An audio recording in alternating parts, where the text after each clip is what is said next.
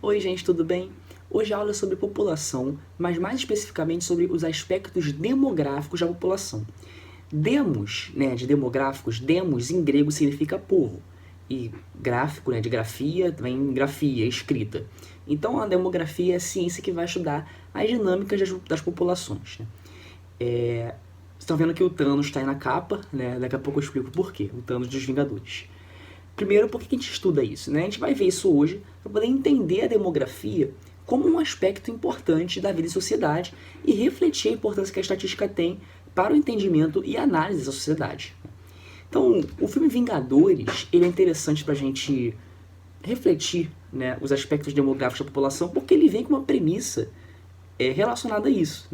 O Thanos, ele, que é esse cara aqui, que está na capa da aula, ele vem com a proposta de dizimar metade da população do universo inteiro de forma aleatória para poder resolver o problema da escassez de recursos, da desigualdade, enfim.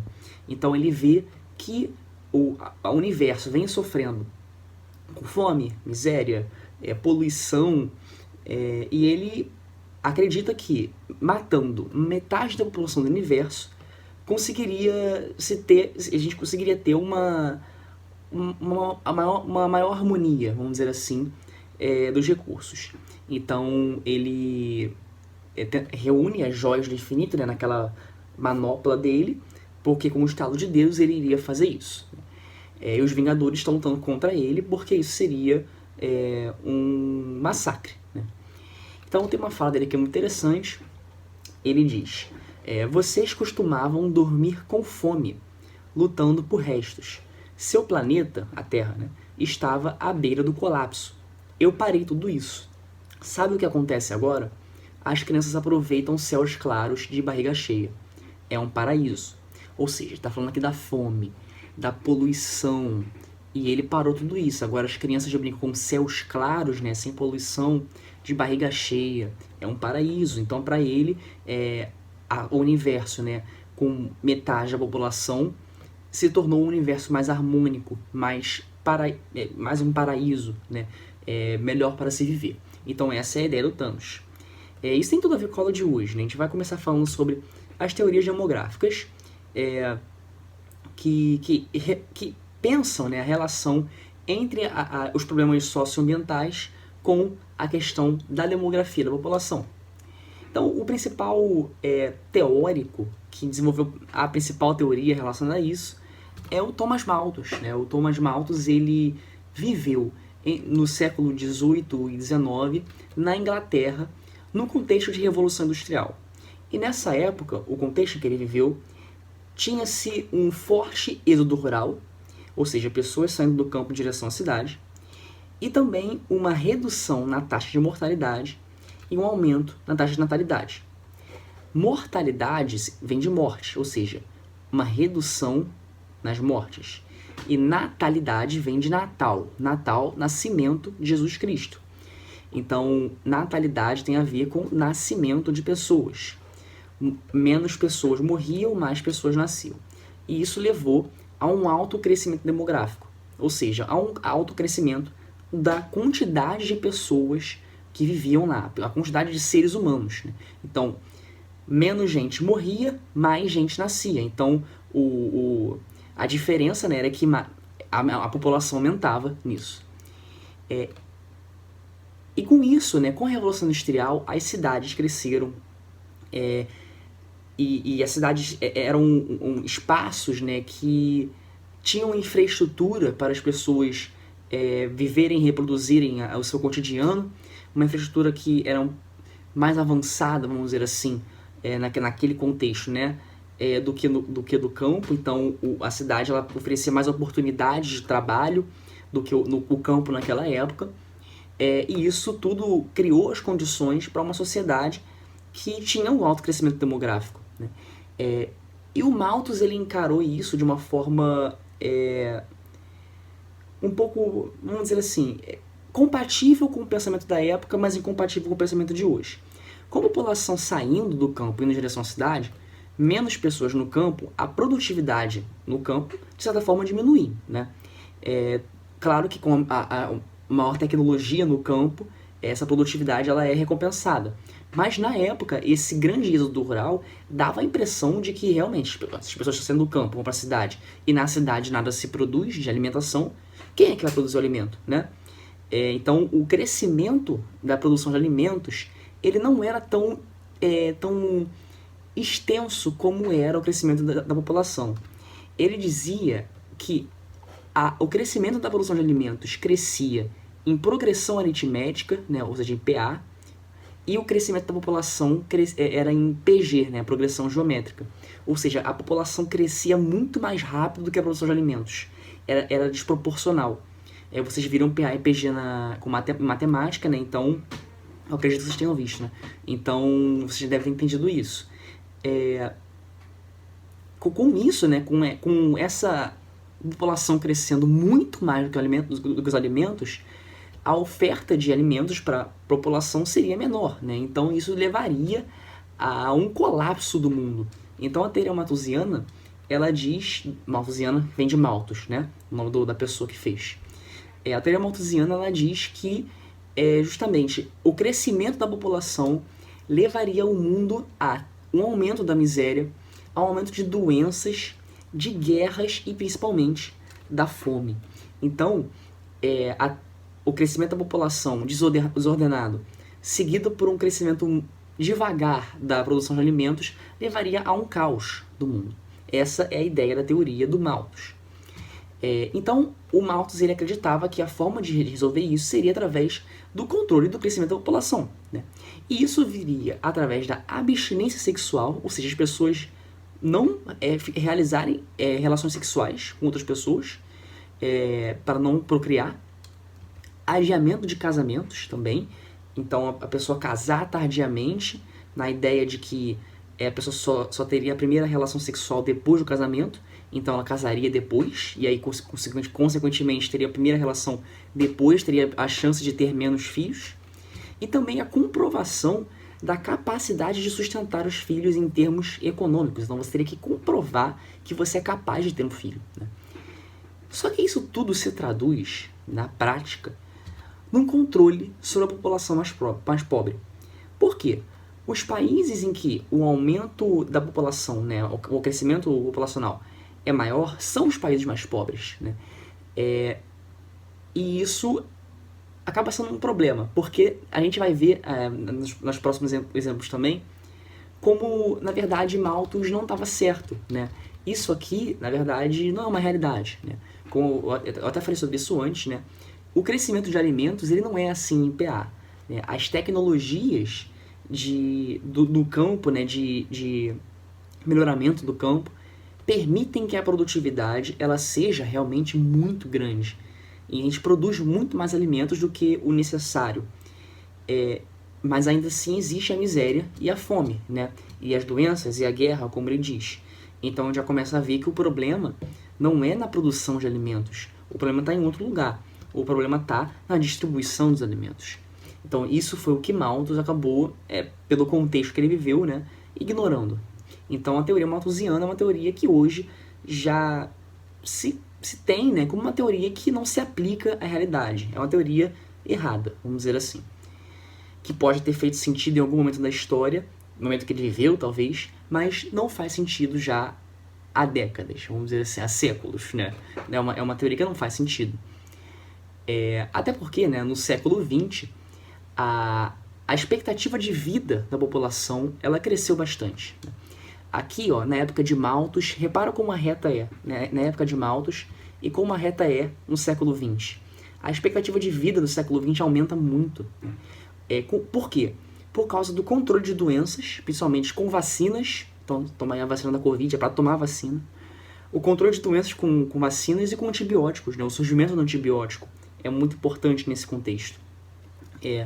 A disseminação de novas tecnologias de informação, então mais pessoas têm informação sobre métodos contraceptivos, por exemplo, sobre planejamento familiar. Também o crescimento da urbanização, então cidades mais bem estruturadas e que, enfim, as pessoas têm um acesso maior à informação. Então esse é o contexto, né, do século XX. Então esse contexto inviabiliza, que impossibilita que a teoria do Malthus se concretize, né? Então, aquilo que Malthus falou no século XVIII e XIX, principalmente no século XX, já é derrubado, já não faz mais sentido, entendeu? Então, a população ela continua vivendo bem, mesmo depois, né, dessa previsão que o Malthus teve, de que o caos ia se estabelecer. Com isso, surgiu uma nova teoria, a teoria chamada neo-malthusiana. Neo é novo, né? Então, nova malthusiana. Essa teoria, ela dizia que o crescimento populacional, ou seja, o crescimento da população, né, dos países subdesenvolvidos, levaria a uma necessidade de se investir mais em educação e saúde. Ou seja, quanto mais pessoas você tem no país, mais demanda por educação e saúde você tem nesse país, né? Ainda mais porque se a população está crescendo, então você tem muita criança, né? Então, se você tem muita criança, você precisa investir em educação e saúde especializada, principalmente educação, porque o funcionamento da sociedade é que a educação seja feita principalmente durante a infância, né? Então, você precisa investir mais em educação. E esses investimentos pesados em educação e saúde levariam a uma redução de investimentos em setores produtivos. Ou seja, se investe muito em educação e saúde e se investe pouco na indústria e nos serviços. E isso levaria a um desenvolvimento comprometido dos países subdesenvolvidos. Ou seja, iria crescer a pobreza, a miséria e a criminalidade nos países subdesenvolvidos. Essa teoria também acredita que a forma de resolver isso seria o controle populacional, através tanto dos métodos malthusianos que eu falei, e também na disseminação e do uso de métodos contraceptivos, como os anticoncepcionais, os preservativos. Então, essa seria a saída, né? Só que, mais uma vez, né, é mais uma teoria que prevê um controle e uma culpa sobre a população mais pobre. Então, essa ideia de que investir mais em educação e saúde reduziria o investimento no setor produtivo, e isso iria limitar o desenvolvimento, essa ideia de que os países subdesenvolvidos eles não podem ter um desenvolvimento pleno, né, que eles são realmente limitados, que eles não têm potencialidades e que como são países, isso é muito generalista, né? Como são países que crescem, que tem muito população crescendo, tem muito crescimento populacional e uma população pobre, então o Estado tem que gastar o tempo dele investindo em educação e saúde, como se a educação e saúde fosse um gasto, né? Não um investimento de longo prazo, como se, entendeu? Então isso foge da própria lógica, né? Porque a ideia é que o investimento em educação, ele a longo prazo tende a fazer com que as pessoas tenham reflitam mais na questão da como é que eu posso dizer? De serem pais mais cedo, né? Isso é uma coisa que a gente vai ver na próxima teoria. Mas a educação, ela funciona como um método de planejamento familiar, né? De criação de consciência para um planejamento familiar. Então isso foge dessa lógica, dessa teoria, porque se os países são obrigados a investir mais em educação e saúde, isso significa que eles estão investindo justamente naquilo que vai gerar consciência nas pessoas de se colocar numa situação melhor, né? E de ter um planejamento familiar melhor. Então, essa teoria também não faz sentido, né? E ela também culpa e tenta controlar a população mais pobre, como se a população mais pobre fosse, mais uma vez, o grande problema, né, da escassez de recursos, de alimentos, como se a culpa da fome, da miséria, da pobreza fosse da população mais pobre e não da lógica de acumulação, a lógica do mundo, né, do funcionamento econômico do mundo, da desigualdade. Então, mais uma vez, culpar a população mais pobre. A teoria reformista é a teoria que vem para justamente contrapor a teoria neo-malthusiana. Ela diz que a redução da mortalidade mais a manutenção, ou seja, o continuamento da miséria, né, mas a desinformação das populações mais pobres levariam a uma impossibilidade de realizar o planejamento familiar. O que isso significa? Menos pessoas estão morrendo, ou seja, a população não está diminuindo, ela está se mantendo estável ou está crescendo. Só que ao mesmo tempo que a população está se mantendo estável ou está crescendo, a miséria também está se mantendo estável ou crescendo. E a população mais pobre também está desinformada, ou seja, com uma educação precarizada, com menos acesso a meios de informação e comunicação. E com isso, essas pessoas não tem como realizar um planejamento familiar, não tem como pensar quando que elas vão querer ter filhos, elas não vão ter acesso à informação da importância de usar os métodos contraceptivos, por exemplo, ou até vão ter esse acesso, mas vão ter um acesso muito precário a esse tipo de informação. Então não vão conseguir realizar um planejamento familiar. E com isso levaria ao crescimento da população. Ou seja, percebe que está ao contrário, né? Nas outras duas teorias, você tem a população crescendo levando aos problemas. Aqui os problemas levam ao crescimento da população. E para essa teoria, né, o controle do crescimento populacional se daria principalmente através de políticas de redução da desigualdade social e de renda, e também de políticas sociais de acesso à educação, saúde e informação. Então a ideia é que mais informação e qualidade de vida levaria ao maior planejamento familiar. E com isso, a longo prazo, as pessoas tenderiam, planejando mais a sua família, a ter menos filhos, né? E com isso, o crescimento da população iria diminuir. Isso seria, então, contido, né? Essa é uma teoria que é mais aceita, vamos dizer assim, do que em relação às outras duas que eu mostrei, e a próxima que eu vou mostrar também. Então, é uma teoria que como diz, né, reformista, né? Ela vem para reformar os ideais que eram colocados anteriormente. Uma teoria que também ela cresce, né, principalmente aí nas últimas décadas, né, principalmente a partir da década de 80, é a teoria ecomalthusiana. Essa teoria... Ih, saiu errado ali. Essa teoria prevê que o crescimento populacional nos países subdesenvolvidos, principalmente... Ih, saiu tudo errado. Levaria a uma maior exploração sobre os recursos naturais. E isso levaria a um esgotamento dos recursos. Tudo errado, mas enfim. O que eu estou querendo dizer é que eu digo errado da formatação do slide. A população cresce nos países subdesenvolvidos. Com a população crescendo, você teria uma maior pressão sobre os recursos naturais, né? Porque as pessoas precisam consumir. Então, com isso, elas iriam ter os recursos naturais deveriam ser mais utilizados para poder suprir as necessidades dessa população. E com isso, os recursos seriam esgotados, né? E isso levaria a um caos ambiental do planeta Terra. Agora foi. Levaria a um caos ambiental do planeta Terra. Essa é a ideia da teoria ecomalthusiana. E que é muito parecida com o que o Thanos fala, né? O Thanos diz, né, que, justamente, a população é muito grande do universo, e isso pressiona muito os recursos naturais do universo, que leva eles a se esgotarem e leva à miséria, fome, pobreza, às guerras, né? Isso leva a um caos socioambiental, vamos dizer assim. Só que a solução do Thanos é de matar metade do universo, aleatoriamente. A solução dos ecomalthusianos é um pouco diferente. Eles preveem um controle do desenvolvimento dos países subdesenvolvidos. Pois um controle do desenvolvimento dos países subdesenvolvidos.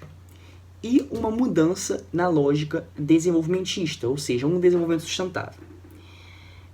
Então, mais uma vez, se culpa a população mais pobre, né? Por quê? Controlar o crescimento dos países subdesenvolvidos, né? Ou seja, aqueles que são mais pobres, e instituir um desenvolvimento sustentável. A lógica, então, é que os países subdesenvolvidos, voltando aqui, eles, com essa ambição de crescer, né, e se tornar desenvolvidos, eles acabam explorando cada vez mais os recursos naturais. E com isso, teria sim um esgotamento de recursos em escala global. E isso seria o problema, né, segundo os ecomalthusianos. Só que o problema ele não está no alto crescimento, né, nem demográfico e nem da tentativa de crescimento econômico dos países subdesenvolvidos. Ele está justamente no modelo de consumo dos países desenvolvidos, né?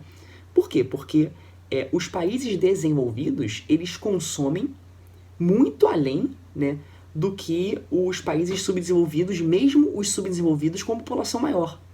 Então, a pressão sobre os recursos nos desenvolvidos é muito maior, inclusive, principalmente das multinacionais, empresas que têm sede aonde?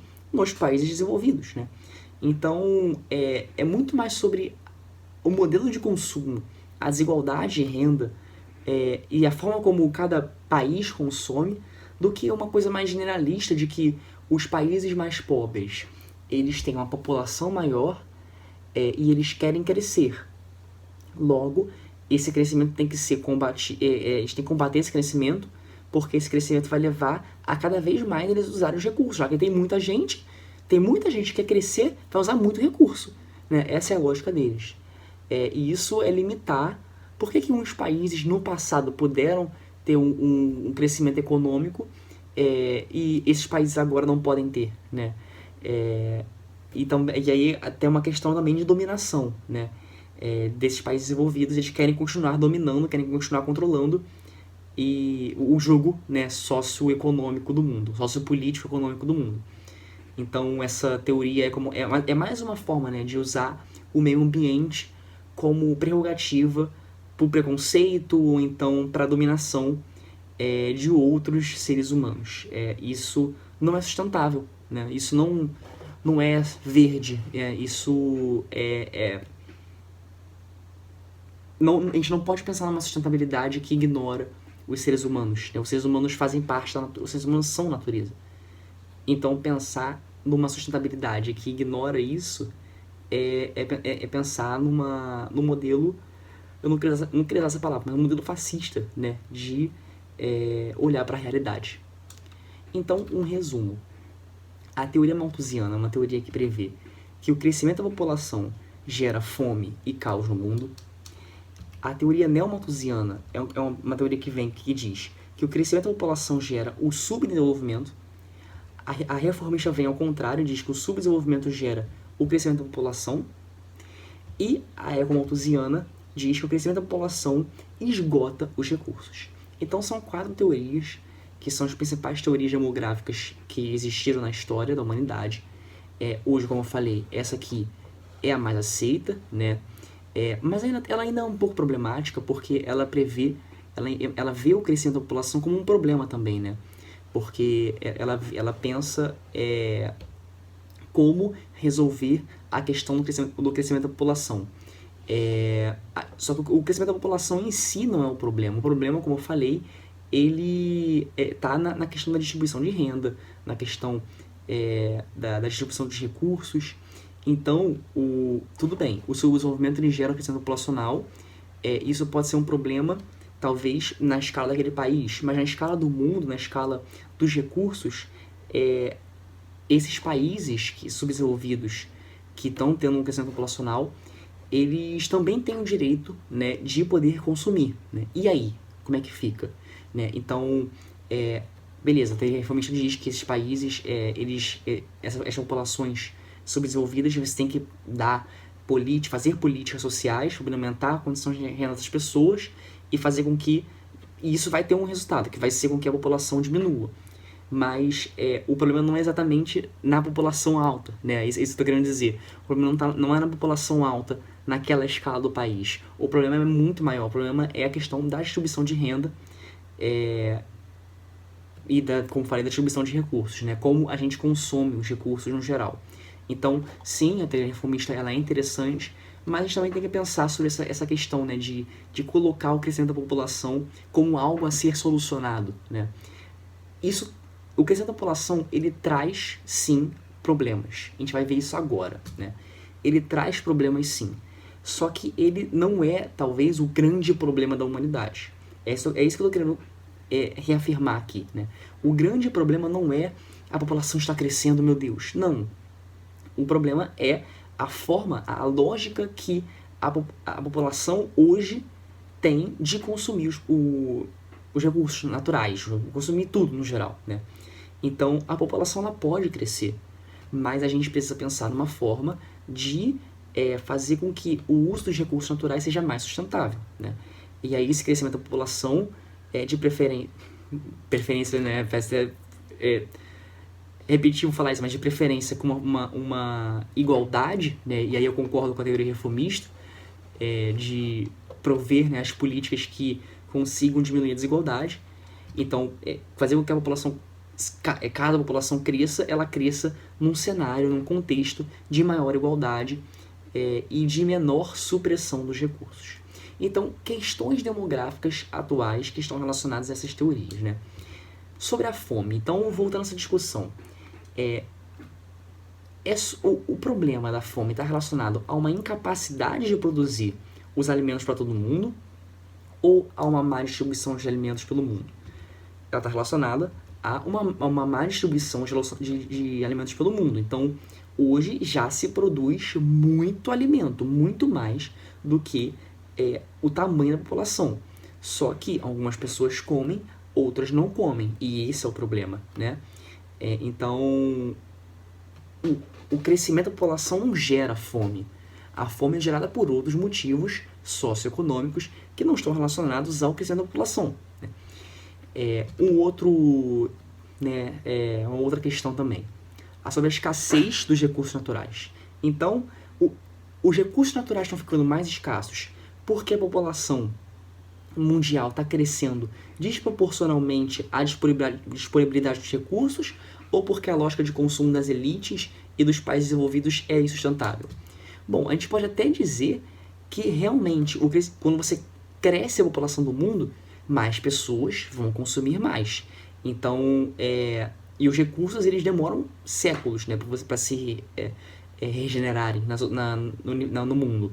Então, realmente, a população mundial crescendo, isso pode ser uma maior pressão. Não, pode ser não, é uma maior pressão sobre os recursos naturais.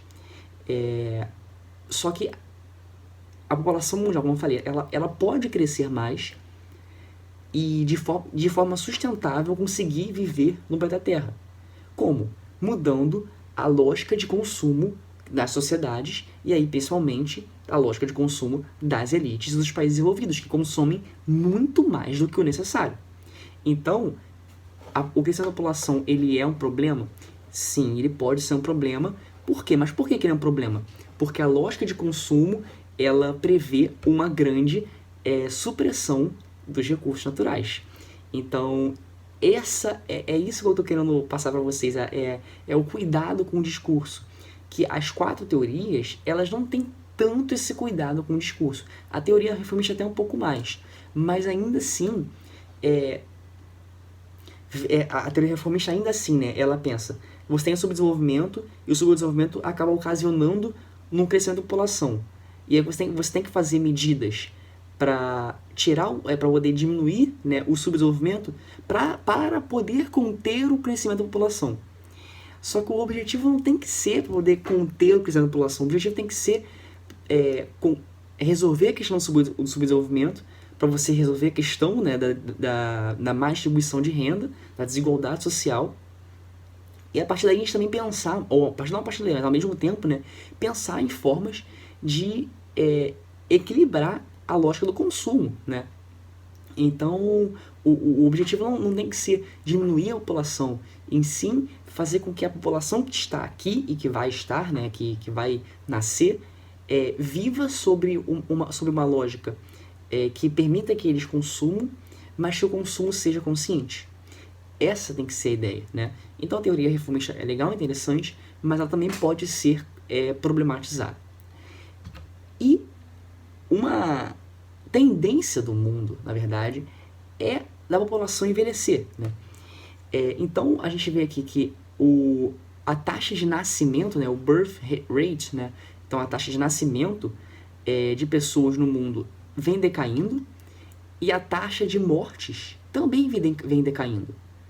Ou seja, a mortalidade e a natalidade do mundo estão caindo. O que isso significa?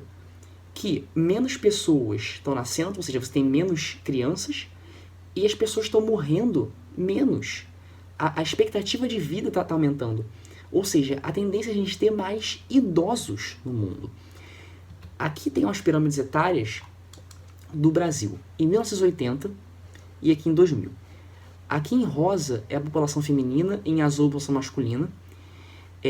Ela vai crescendo, quanto mais para cima, maior a idade da população, quanto mais para baixo, menor.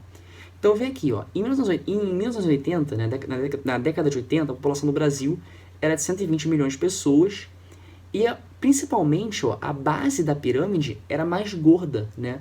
Ou seja, você tinha uma maior porcentagem da população aqui, ó, entre 0 e 24 anos, por aí. Em 2000, a população já aumentou para 174 milhões. E vocês veem como é que já vai começando a achatar a parte de baixo? Já vai começando a engordar em cima? Olha só como é que fica agora em 2020. 2020, eu vou ficar indo e voltando. Olha só como é que vai achatando mais embaixo e vai engordando mais no meio, né? Essa segunda aqui com relação a essa.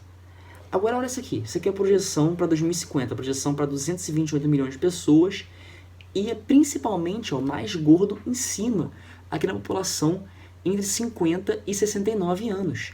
Essa é a tendência para o Brasil, né? E é uma tendência que é parecida para o mundo, né? A Europa já está nesse estágio aqui assim, mais ou menos, desculpa, nesse estágio aqui assim, com mais idosos, né? Isso traz problemas. Traz não só problemas, né, mas traz questões a se refletirem. Com mais idosos, os investimentos públicos em políticas específicas para idosos vai ter que ser maior do que em políticas específicas para jovens. Além disso, o investimento público, né, em aposentadoria vai ter que ser maior. O Estado vai gastar mais com aposentadorias. A população economicamente ativa, que essa população que está aqui assim no meio, ó, ela vai reduzir. E com isso, a produtividade daquela sociedade também vai diminuir. Menos adultos vão estar na rua trabalhando para sustentar a aposentadoria dos idosos. E isso pode gerar um problema econômico, né? E eu estou falando do Brasil, não só o Brasil, mas também isso é uma coisa que acontece na Europa. Tanto que um dos motivos da Alemanha aceitar imigrantes vindos do Oriente Médio é fazer com que a população economicamente ativa do país aumente e que, né, mais pessoas estejam ali trabalhando e consumindo para fazer a economia gerar e reduzir, né, vamos dizer assim, o impacto que a aposentadoria tem na economia. Aqui no Brasil, essa reforma da aposentadoria, né, é uma coisa que causa polêmica, né, causou muita polêmica, e até hoje é uma polêmica, né, porque as pessoas vão se aposentar com uma idade muito maior, né, do que o esperado. A gente pode fazer muitas críticas a essa reforma. Eu tenho muitas críticas, eu não gosto dela particularmente, mas enfim. Mas uma coisa é fato. É preciso pensar numa reforma da Previdência, da aposentadoria, né? Porque isso aqui é uma tendência real, né? Isso aqui é uma coisa real, que está acontecendo. Os gráficos mostram que isso está acontecendo, né? Então, como que a gente vai pensar para o futuro, né, essa questão de uma população mais idosa do que jovem, né?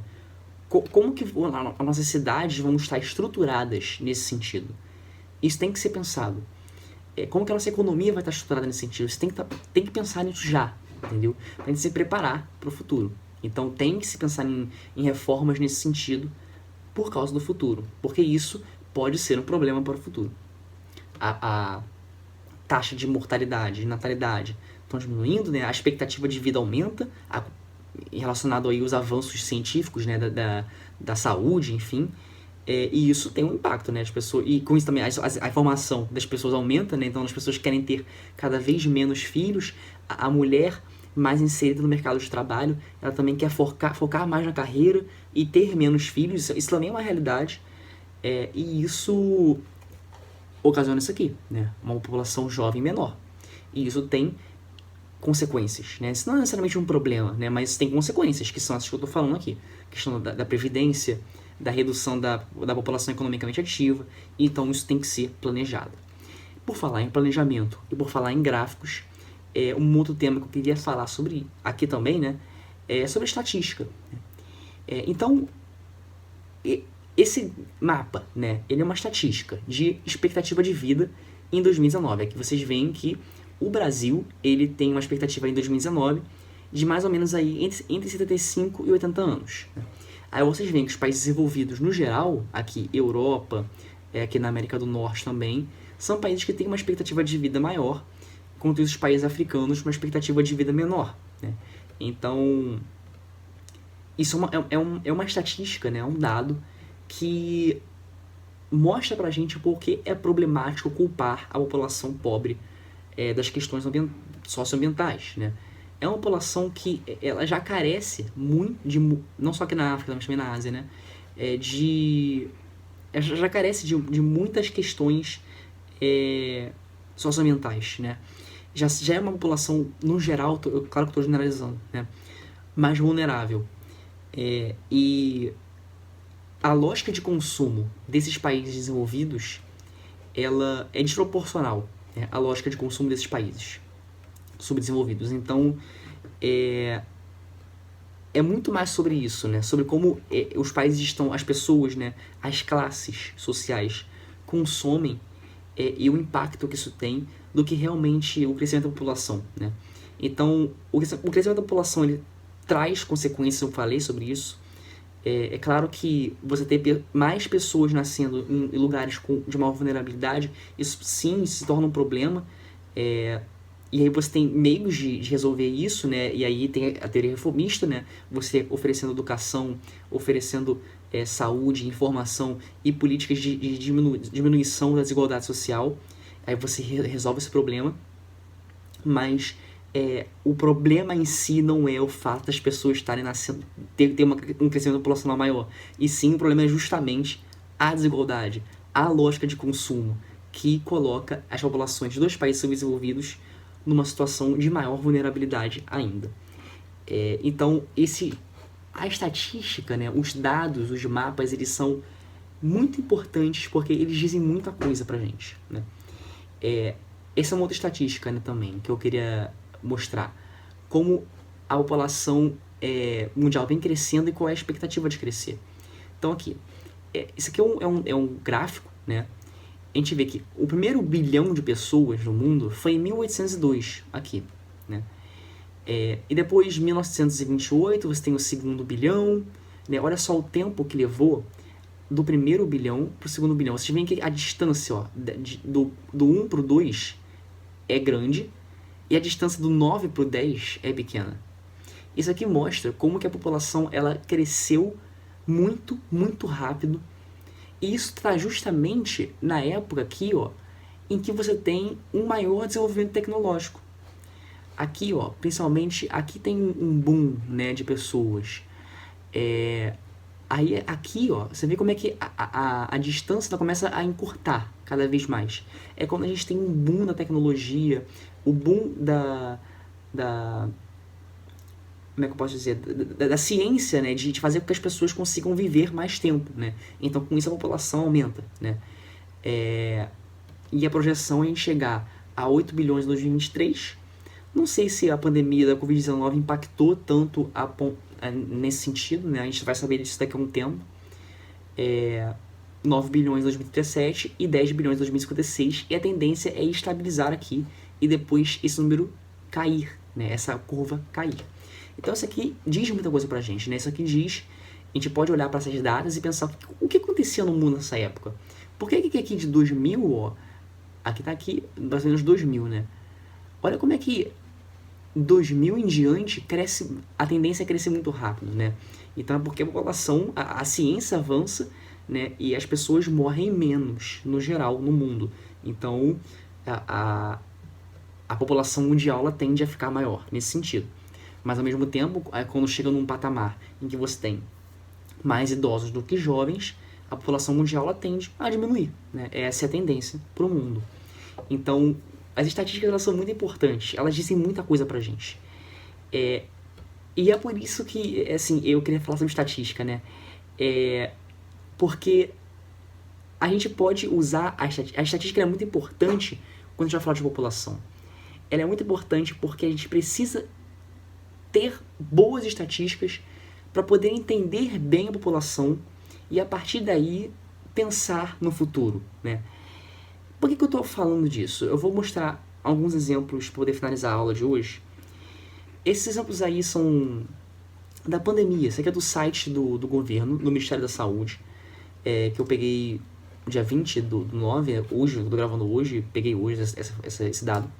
E diz aqui, né, que o número de pessoas recuperadas por Covid foram 20 milhões de pessoas no Brasil. De 21 milhões de casos registrados. O que eles estão querendo passar aí? Né? Isso é uma informação, é uma estatística populacional, né, relacionada à saúde. Que o número de recuperados da Covid foi de 20 milhões. Isso está em destaque. Recuperados. Comemorar que você recuperou pessoas do vírus é você comemorar que as pessoas se contaminaram pelo vírus. Então, para você comemorar esse número, é porque essas 20 milhões de pessoas se contaminaram pelo vírus. Então, esse é um dado, é uma estatística populacional que esconde uma informação. Que informação é essa? Que essas 20 milhões de pessoas aqui, elas pegaram Covid, né? Fruto de uma pandemia, né? Porque a gente está vendo a pandemia, mas fruto também de diversas políticas que não visavam o certo, né? De que seria a prevenção, né? O dado que deveria ter um foco, não deveria ser o dado de recuperados, mas o dado de prevenção, né? O dado da vacinação, porque a normalidade só volta quando a prevenção é eficaz. A prevenção é feita com máscara, distanciamento e vacina. A gente já viu isso várias vezes na televisão, em qualquer lugar, né? Então, o que eu estou querendo dizer é que a forma como eles usam esses dados é como se estivesse comemorando o gol do Oscar no 7-1 do Brasil com a Alemanha, entendeu? É como se colocasse o único gol que o Brasil fez naquele jogo na capa do jornal e escrevesse que o resultado foi uma derrota por 7-1 só no subtítulo, entendeu? Então aqui, gol do Brasil, aí embaixo assim, perdeu por 7-1, entendeu? É como se estivesse fazendo isso, né? Então, eu tô falando isso porque esse é um exemplo de uma manipulação, né, da informação. Não uma manipulação, assim, que eu digo tá falando uma coisa errada ou tô omitindo alguma coisa necessariamente. Não. Eles estão usando um dado que é quantitativo, ou seja, de quantidade, né, para poder passar uma informação qualitativa, ou seja, de qualidade, que é incoerente com o contexto, né? Então, os dados de população, eles são muito importantes porque eles podem ser usados com intencionalidades, né? Isso que eu tô querendo mostrar para vocês. Isso é importante também porque o planejamento ele vem através disso, né? A gente tem a realidade, daí a gente analisa essa realidade, vê os dados dessa realidade, e a partir desses dados a gente promove a transformação, né? E esse tipo de informação, de dado, é o tipo de dado que não permite que a transformação aconteça, né? Porque quando a gente olha para isso aqui, a gente vê, caramba, 20 milhões de 21 milhões é muita gente se recuperando. Então, a situação da pandemia tá legal no Brasil, mas todo mundo sabe que não tá, né? Então, esse dado aqui do governo, ele é interessante porque, mais uma vez, assim, ele mostra quantas pessoas tomaram a primeira dose, né, do Brasil. Só que você olha assim, tá, mas quantas pessoas tem no Brasil? E outra coisa também, isso aqui representa quantos por cento da população? Essa é uma informação que é essencial para você entender como que está a vacinação no Brasil. Porque não adianta nada você falar que 139 milhões de pessoas tomaram a primeira dose, mas você desconhece quantas pessoas tem no país, ou você desconhece o que isso aqui representa da população do país, né? Quantos por cento é isso aí da população do país? Isso aqui parece que, quando a gente coloca esses números grandes, parece que é muita coisa, mas às vezes não é. Nesse caso mas às vezes não é, entendeu? Então isso precisa ser colocado, né? E aí são dois tipos de informação. Isso aqui se chama informação absoluta, né? Que é o número absoluto de pessoas que tomam a vacina. O que eles omitem o valor proporcional. Ou seja, o quanto proporcional está relacionado aí à porcentagem, né? 100%. Quantos por cento isso aqui da população brasileira, né? É uma informação que eles omitem, né? Então, mais um exemplo aí de um dado, né? Como que isso ajuda a gente, isso dificulta a gente entender como que tá a dinâmica de algo da população. A gente só sabe como é que tá a vacinação também, proporcional, porque a televisão mostra, a televisão faz o cálculo dela lá. Mas o governo federal omite esses dados no site deles. Né? E um outro, acho que talvez aí o melhor exemplo, né, para mostrar como que os dados de população, né, eles são usados, né, com intencionalidade. Esse aqui é muito legal. Pessoas que receberam pelo menos uma dose ou de completamente vacinadas. Aí o site do governo federal coloca o Brasil em 4º lugar, como o país que mais aplicou doses, tanto de primeira quanto de segunda dose. Ou seja, nós somos o 4º país com o maior número de vacinados por segunda dose. Caramba, que maneiro, né? Só que não é bem assim, né? Beleza, a gente tá em 4º lugar aqui no número total, absoluto, de pessoas com primeira e com segunda dose, né? Mas é claro que a gente vai ficar no top 5, é claro que a gente vai ficar no top 10, pelo menos. Porque nós estamos no top 10 de população do mundo. Nós estamos no top 10 dos 10 países com maior população do mundo. O Brasil, nesse momento, está em 6º lugar. Né? Ele estava em 5º, passou para 6º. Então é natural que o Brasil esteja nessa posição. Isso significa que o Brasil está na frente dos outros países. Sabe por quê? Porque justamente isso aqui. Essa informação aqui é de junho, está desatualizada, mas o importante aqui é ver justamente a lógica do que estou mostrando, né? Se o Brasil está em 3º, no caso 4º, né, que mais vacina, em proporção, né, da população, em junho era o 87º. Ou seja, é o 3º que mais vacina do mundo, mas da população, a porcentagem da população do Brasil inteira que estava vacinada não era suficiente, né? Ou seja, você pegava a vacinação proporcional na lista dos países, o Brasil não está no top 10. E deveria estar. O Brasil não está no top 10 de população mundial, não está no top 10 de países que mais vacinam, mas na vacinação proporcional não está. Né? E isso é um problema. Né? Mas isso é uma forma de mostrar o dado para a população. Isso aqui, né? É a forma de mostrar o dado à população e omitir uma informação, né, de como que o controle da saúde no país está sendo feito, no caso especificamente da Covid. Né? Então, quando vai falar de população, seja aspectos demográficos ou qualquer aspecto da população, a informação, a estatística, ela é essencial, ela é muito importante, porque ela é a forma que, para a gente entender a população, a gente precisa ver os números da população. A estatística é a forma da gente entender e conseguir analisar nós mesmos em sociedade, entendeu? Então, por isso que eu estou falando sobre isso agora no final da aula. Inclusive, né, a pergunta, não sei se vocês já se perguntaram sobre isso, mas como que o governo sabe o número exato de doses que tem que entregar para cada município referente a cada grupo-alvo da vacina? Por exemplo, como ele sabe que no município de São Gonçalo tem X idosos para mandar aquele número de vacinas? Como ele sabe que lá tem mais que Niterói? Ou, enfim, não sei, tô chutando. Como que ele sabe disso? Como que o governo sabe disso? Através da estatística. Né? Ele vê que, não, esse município aqui tem tantos idosos, esse aqui tem tantos, tá? Aqui vai receber X, aqui vai receber Y. Né? Então é assim que o governo federal está planejando a entrega das vacinas. Só que, como é que o governo federal sabe disso? Através do censo demográfico. Censo demográfico, né? Quando que foi o último censo demográfico? Em 2010. Estava previsto um censo demográfico para quando? Para o ano passado, 2020. Mas veio a pandemia, né, e tudo mais. Esse censo ia ser realizado esse ano, só que o governo federal não deu não investiu, né, suficientemente nesse censo, né, não deu a verba necessária para o IBGE. E com isso nós não tivemos censo esse ano e está previsto para o ano que vem. Mas e aí? Como é que a gente vai saber como que a população é hoje se a gente não tem um censo, se a gente não tem a estatística? A estatística é, como eu falei, importantíssima para entender como que funciona a população. Então, aí um exemplo. No último censo de 2010, que foi em 2010, o Brasil tinha 195 milhões de pessoas. Hoje, no dia 20, né, de setembro, tem aí 214 milhões. Em 2010 eu tinha 10 anos. O Lula era o presidente, o Justin Bieber e a One Direction tinham acabado de surgir. O mundo estava vivendo a pandemia de gripe suína, não de Covid. De lá pra cá tiveram 3 Copas do Mundo e 3 Olimpíadas.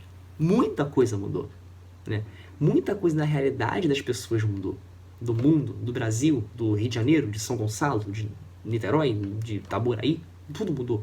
Né? As transformações do meio técnico, científico e informacional evidenciam a compressão espaço-tempo, lembra da aula de globalização? Né? Cada vez mais o tempo passa mais rápido. O tempo, ó, quem pegou a referência aí pegou. E então, por isso precisa do planejamento. Precisa a gente sentar e entender, né, como que nós vamos pensar no futuro. Mas fazer isso você tem que conhecer a população. E para você conhecer a população, você precisa fazer o censo demográfico. Então isso tem que ser investido. Então a mensagem da aula de hoje é essa. Que a população ela tem os aspectos demográficos são importantes mais, né, e que a gente precisa entender a nossa própria população para a gente conseguir planejar as populações, a nossa população na sociedade no futuro, né?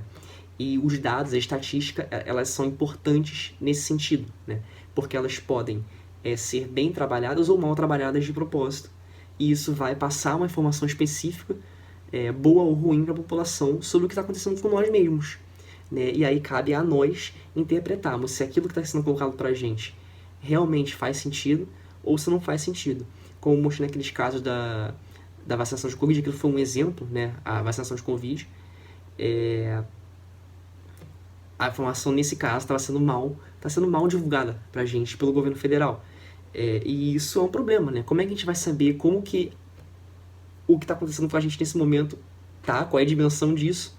Se o governo não coloca a informação certa ou não a informação até é certa, né? A informação é certa, mas a informação é colocada de uma forma que manipula um pouco a nossa opinião a respeito disso, né? Então a gente precisa ser crítico com relação à informação estatística que é colocada diante de nós. Então, para finalizar a indicação, eu indico o filme Vingadores de Guerra Infinita, mas agora você olhando com uma outra forma, né, olhando para essa discussão, e também o filme Vingadores Ultimato, né, que é o que vem logo depois do Guerra Infinita, e também indico a série Falcão e o Soldado Invernal, também da Marvel, e é porque é uma série que aborda o mundo depois do estalo do Thanos. Então é uma série muito legal, assim, não, desculpa, o mundo depois do estado do Homem de Ferro, né? O mundo depois que a normalidade voltou, né? Então, e isso tem problemas, né? Porque, imagina, do nada, metade, quer dizer, a população do universo todo do nada dobrou, né? Porque eles ficaram anos daquele limbo ali entre o que o Thanos fez e o que o Homem de Ferro fez. Eles ficaram anos naquilo, né? Olha só, se você não assistiu Vingadores e você acha que isso aqui é spoiler, pelo amor de Deus, assim, todo mundo sabe disso, que aconteceu há pouco tempo, todo mundo viu, se você pegou spoiler agora, desculpa, mas enfim. Mas enfim, quando a população volta, né, tem problemas, né, porque os empregos já estão redistribuídos, as casas já estão redistribuídas, né, agora o lugar que você morava antes mora outra pessoa, e aí? Né? Como é que fica? Então você tem novas questões populacionais que a série aborda e é muito legal. Então, gente, eu acho que essa foi minha última aula.